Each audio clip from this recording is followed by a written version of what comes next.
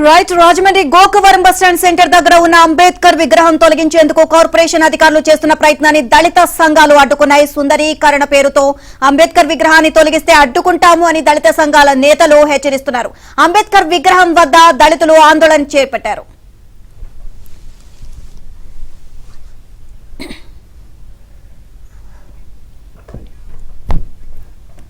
రాత్రిపూట అంబేద్కర్ విగ్రహాన్ని తొలగించేందుకు అధికారులు చేస్తున్న ప్రయత్నాన్ని అడ్డుకున్నామన్నారు.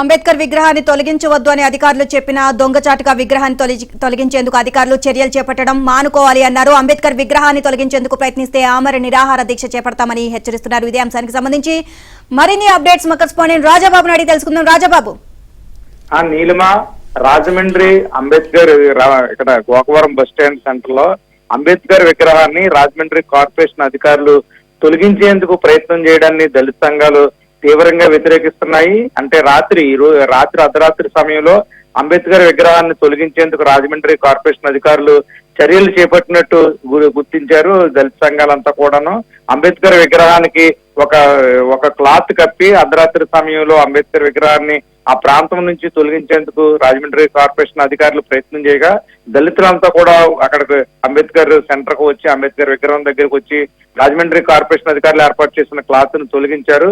విగ్రహాన్ని అక్కడి నుంచి తొలగించకుండా కూడా దళిత సంఘాలు కూడా అడ్డుకున్నారు. రాత్రి అంతా కూడా దళిత సంఘాలు అంబేద్కర్ విగ్రహం దగ్గర ఉండి ఆందోళన చేపట్టారు. రాజమండ్రికి సంబంధించి వివిధ ప్రాంతాల నుంచి పెద్ద ఎత్తున దళితులంతా కూడా వచ్చి అంబేద్కర్ విగ్రహం వద్ద నిరసన కొనసాగించారు.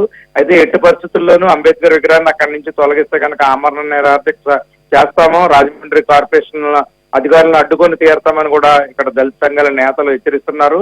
ఇప్పటికే రాజమండ్రి కార్పొరేషన్ అధికారులు 2 సార్లు దళితులతో సమావేశం నిర్వహించారు.